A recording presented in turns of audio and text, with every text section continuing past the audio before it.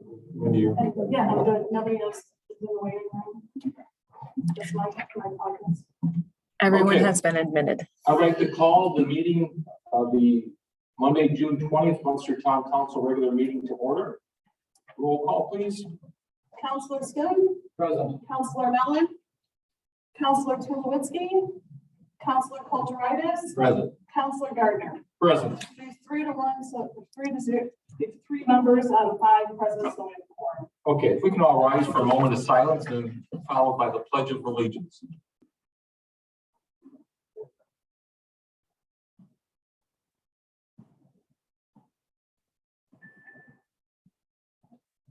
I pledge allegiance to the flag of the United States of America and to the republic for which it stands, one nation, under God, indivisible, with liberty and justice for all. At this time, I'd like to ask Mr. Jerry Baffa and Dr. Lauren Brown to come up to the front.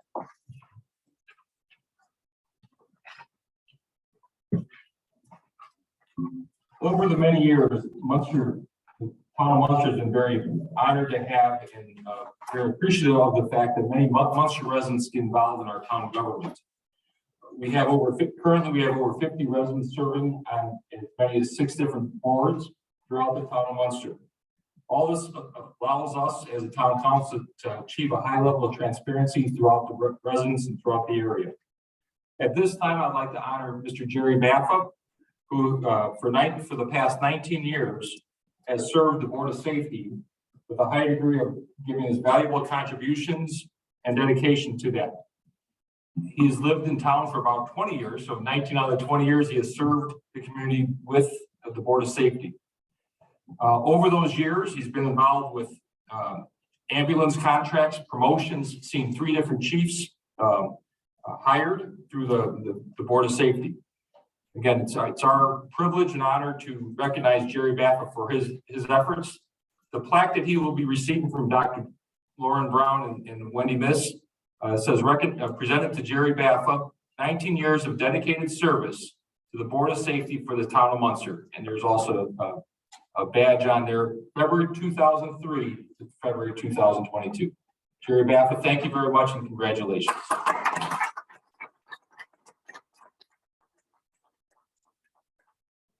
With a fever. So Chief Shekel has a fever today. And so that's why I'm the Turn it around. Let's see. Get closer. So congratulations and Ready? Couple. All right. Just at my house. Thank you, you guys, thank you very much. It's proud to serve. Thank you very much. appreciate the service. I was trying to be real humble. That's my bad. Jerry, would you like a little sleeve of it and then just take, all right, well, thank you. Thank you.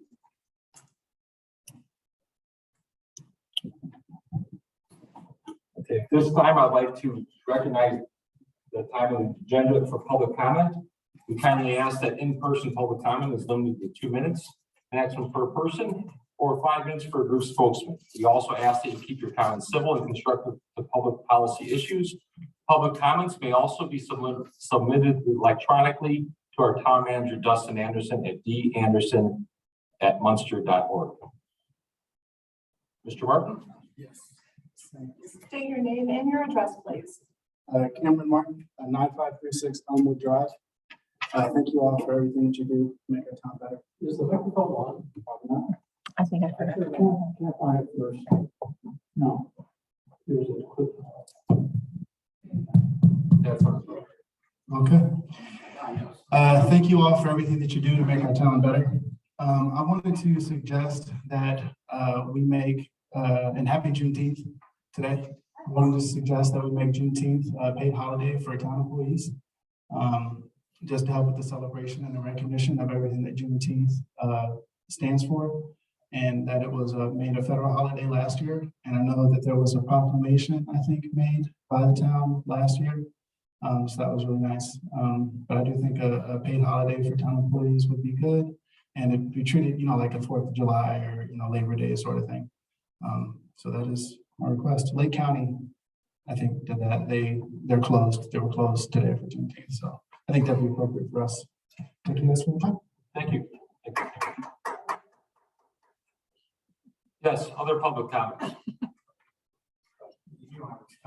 Yeah, well, you gave half your comments before the meeting started. I got most of them done here. Yeah. Mike Demovic, 1833 Tulip Lane. Okay, question about ordinance 1869. This is, we talked about most of them already, but I have about, it would be section 4, the applicable parking fees in items D, E, and F. They talk about, okay, D is the town council may suspend enforcement of parking meters in the event of inclement weather or others. D is E is for the superintendent of parks and recreations is authorized to alter or modify the hourly charge. My question is how people are going to be notified about those two.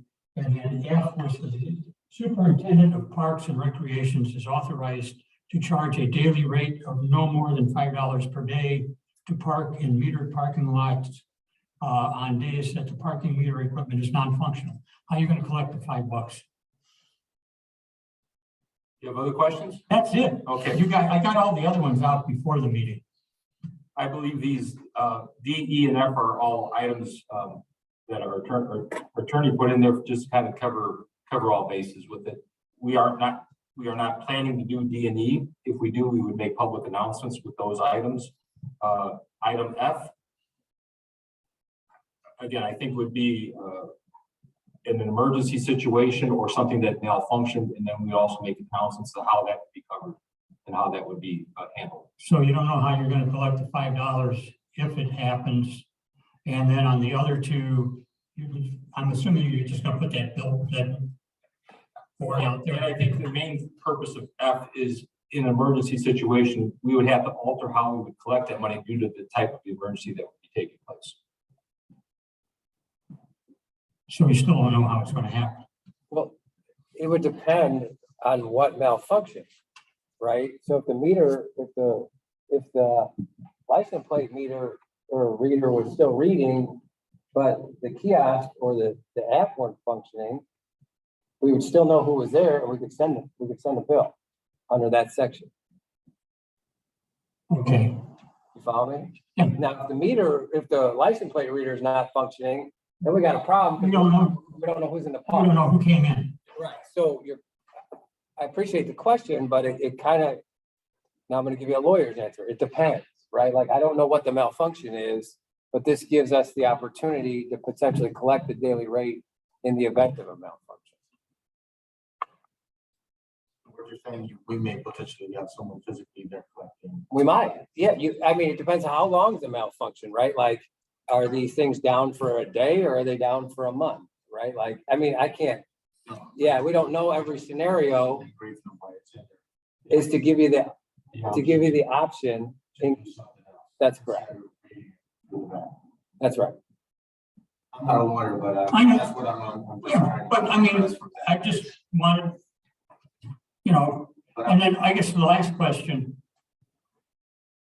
I know initially, this thing says they're not collecting, if you come in and you don't follow the rules and you don't pay, register to either the kiosk or whatever, and you don't pay and you stay there for whatever, and you're gonna get fined. But initially, you're not doing the fines, is from what I've read. When might the findings start? The fines will be addressed in the ordinance at our next council meeting. And at that time, those fines will be, it'll be put into an ordinance form. And that would be either approved at waiving the first reading, approved on July 6th, or if it's approved on first read at July 6th, it will be approved on second read or on the table for improvement on July 20th.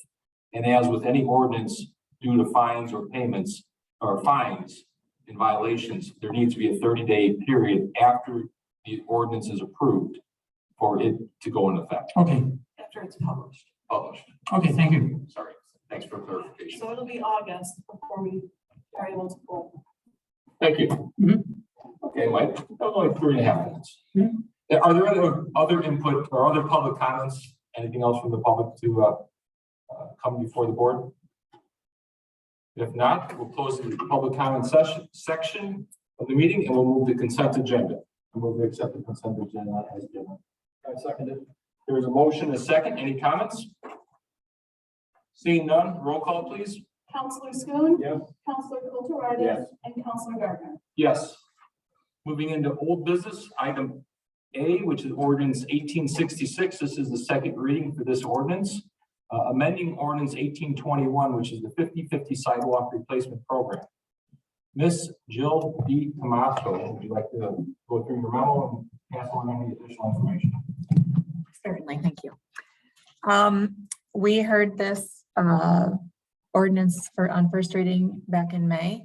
And at the request of the town's attorney, I've just tightened up the language a little bit.